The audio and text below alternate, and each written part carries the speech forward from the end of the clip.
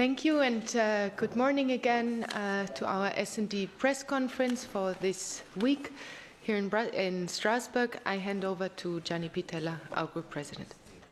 Grazie, buongiorno a tutti. Thank you. Good morning, everyone.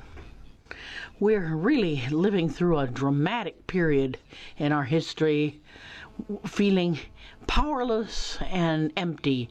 Nonetheless, I am convinced that we will not allow the flag of terrorism to rule our European land. Union and responsibility are the words today, and who is trying to divide Europe is just a little tiny group of micro-citizens. On behalf of my group, our solidarity with President Hollande and the people of Mali, Yemen, the Lebanon, and all of those who are victims of the terrorist barbarism, we are in solidarity. Hollande has asked have Article 48.7 of the treaty to be applied, and I think all member states should give a yes vote to it. But I'm saying that we've got to go beyond Article 42.7. Let's take some community measures, not only intergovernmental measures for security and defense, which are provided for in the community budget. There should be an ad hoc financial post in the budget that could give a bonus to defense and security. And I support what President Juncker said, because the Stability Pact is a real basis for the spending on security and defense. And yesterday there was an erroneous position of the Eurogroup, but today I will be speaking with Commissioner Moscovici, because all countries, not just France and Belgium, any countries making extraordinary expenditures for security and defense cannot confuse this with the Stability Pact. I think one of the measures to take to confront the terrorist threat in an appropriate way would be to enhance our intelligence and information system, which is insufficient. In other words, what the Council decided to do last week was insufficient. I think we really have to have the intelligence service cooperate in exchanging data and enhancing the human component within intelligence, not only enhancing technology, but also the human factor, the role of the people, getting people who are in a position to be able to face jihadist-type terrorism. This is totally different to the situations in the past.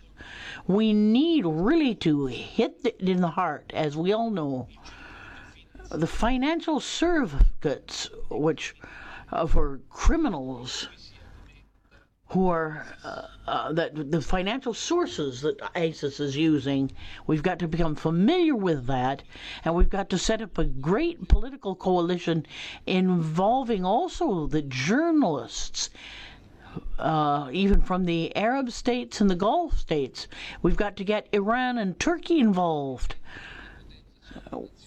With supranational powers, we've got to use the USA and the EU and Russia. We've all got to get together, which those who were enemies yesterday must become our friends, because we've got even a greater enemy which is threatening the security.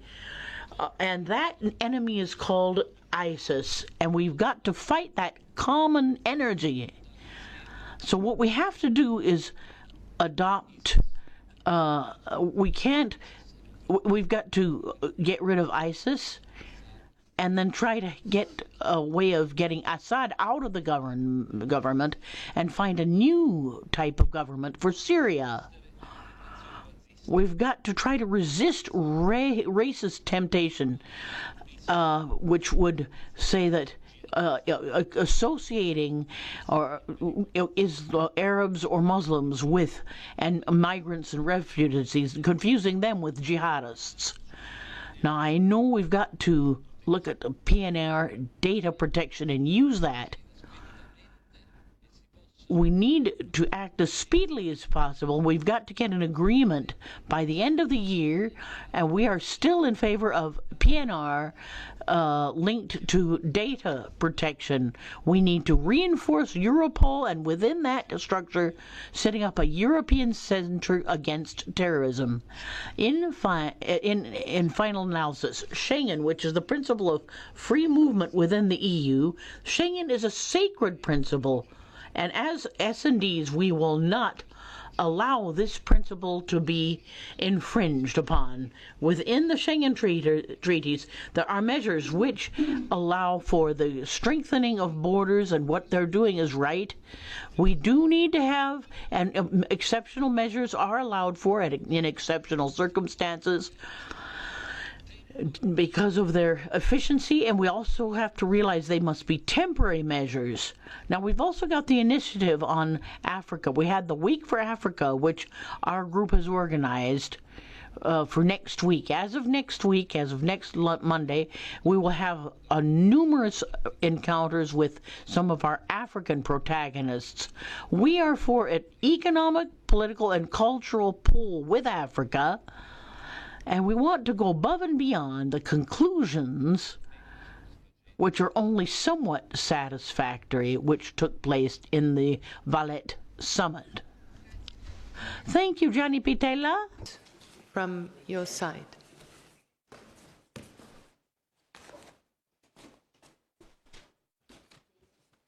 Jean-Michel?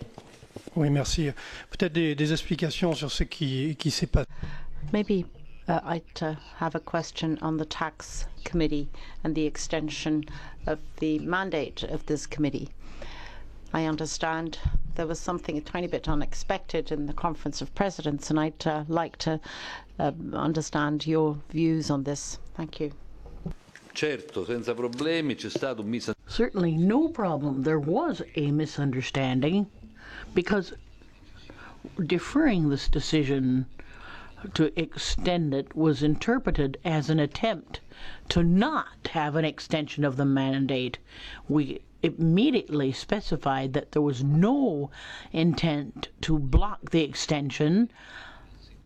We just wanted to secure the report from our colleagues Ferreira and Terra, because it could be approved tomorrow, and it will be, and on Thursday morning we in the Conference of Presidents will vote a 6-month extension of the tax committee's mandate, which will happen because the Ferreira report will be approved on Wednesday.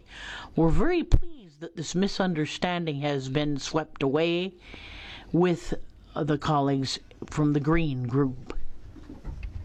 Questions? Yes, please. Anna Vandensky from the EU Reporter. Mr. Pittella, what changes have you introduced to your immigration policy concept after their tragic terroristic acts, if any? And what are your suggestions on security issues for European citizens, because everybody is very much concerned? Ma guardi. Well, look, I feel that it's unacceptable to confuse migrants, refugees, to terrorists. They're not the same thing. I consider and feel that terrorists, some of these terrorists are already within our cities. They didn't actually come from elsewhere. On the other hand, it's very difficult to really take too drastic measures. I'm not changing my position. I'm for being welcome. We have to have controls, and there has to be a screening. We have to inspect the identity of those coming in. who is really refugee and who is really those who have legal reasons and their papers in order should be hosted and welcomed in the various European countries. But I repeat that the main measure that I really do insist on to prevent terrorist attacks is the enhancement of the intelligence services. We can take all the measures that we can, but how can we prevent what we don't know about? And if the secret services learn that there is somebody preparing an attack, or that then they have to inform the other secret services. That is the only way we will be able to prevent, ascertain these terrorist attacks, arrest the proper people, and punish them. Buongiorno, Margherita Sforza, Euronews. Good morning. I'd like more clarifications on this PNR situation. When will it be approved, and how is that connected with data protection? Yes, we would like to see an agreement. Now, you know that these dossiers, there are 4 dossiers, are being discussed in the trialogue. We would like the trialogue to finish their work by the end of this year so that right afterwards we can approve all 4 dossiers. We feel, just as Parliament has already asked for this to be done, in fact, the Parliament has given a mandate to the negotiators in the EP for these dossiers to be approved in block. Why? Because the fact that yours or my data, all of our data, can be made available. I mean, we need to have that available, but we also need to define the modalities in which our data can be made available and how long it should be open to the public. Because it's one thing to say we take all data from passengers, because they may be important for security reasons, but we have to keep them for 6 months. But it's another thing to say we're going to keep that data for 10 years. It's a whole different ball of wax.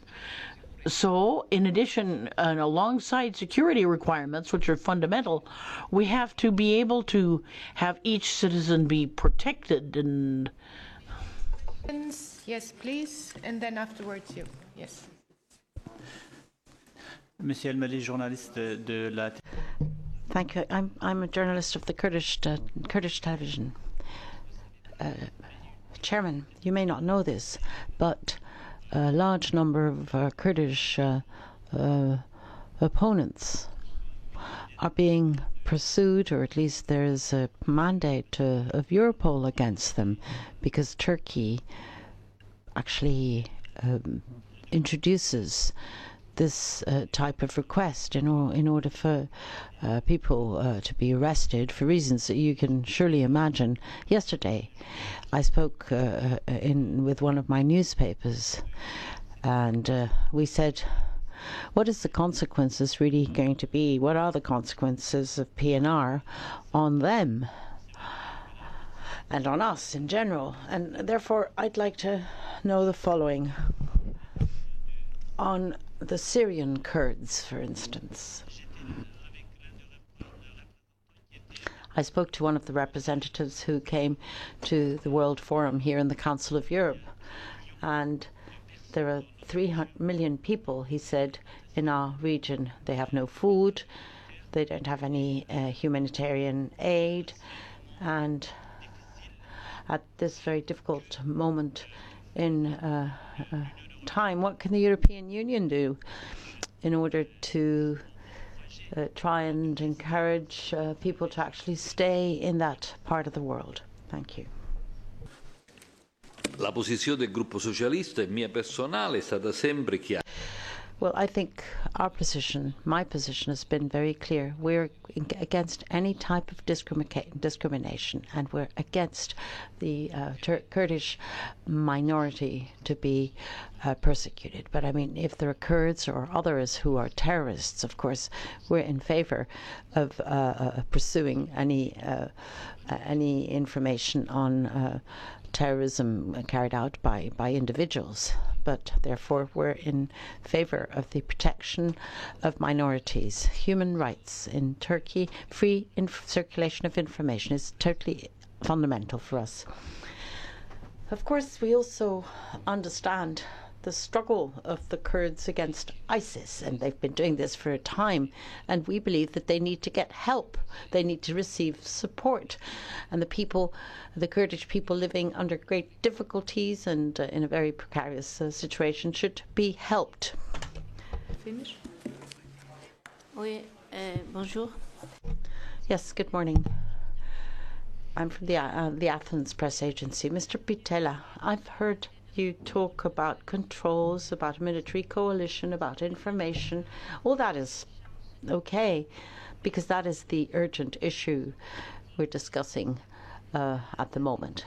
But I see politicians who talk a lot about defense, about more expenses in the area of defense, more military, but nobody has ever talked about the places where jihad and the Islamic State are actually recruiting these individuals to become suicide bombers. I live in Paris, and I've lived through the attacks, and it was not really a surprise for anyone that the men who committed these attacks were French. They were French nationals. They had been brought up in France or in Belgium, right at our feet, right by the buildings of the Commission. There are large suburbs that are growing, and they are the breeding ground of Islamist recruitment. In this capitalist world, I have not heard anyone, not even the French president, say anything about perhaps rolling up our sleeves and make sure that there is no longer any discrimination in the suburbs, where these second and third generation of immigrants who live in the country, their parents have really sacrificed so much to defend, countries such as France. I mean, I'm familiar with a country such as France. So my question, even when you discuss this question, how come no comment is being made on the breeding grounds of terrorists in this free capitalist Europe? Thank you. Let me point out, madam, I never used the term military, okay? I never used that. I never talked about the military. Now, under other circumstances, I have talked about the economic and social causes. And I agree with you. I believe that at the end, in the trends of so many young people living in the Parisian suburbs, or possibly in suburbs in Brussels, I think there is a condition of extreme poverty and misery, and therefore I do believe that amongst the different measures you need to introduce, there is certainly one which is to reduce inequalities, because it is through inequalities that you develop these kinds of trends, especially amongst young people. That is this sort of evil illusion to make your life have sense by this kind heroic in their view, in their eyes anyway, heroic gestures, which at the end of the day are just terrorist attacks. So inequalities, of course, is one of the causes of the recruitment of foreign fighters. We're the ones who've actually we've fought against these policies of austerity, which over these last few years, I think, have led to a lot of injustice in Europe. And what Juncker is doing in terms of the Stability Pact and everything that we have done this year in order to make the Stability Pact a little less rigid, to get more expansive policies. All of this needs to be continued because Europe needs to breathe. It is only if the economy grows in our European society, that is when we will have fewer young people out there who are to be recruited by this terrorist delirium.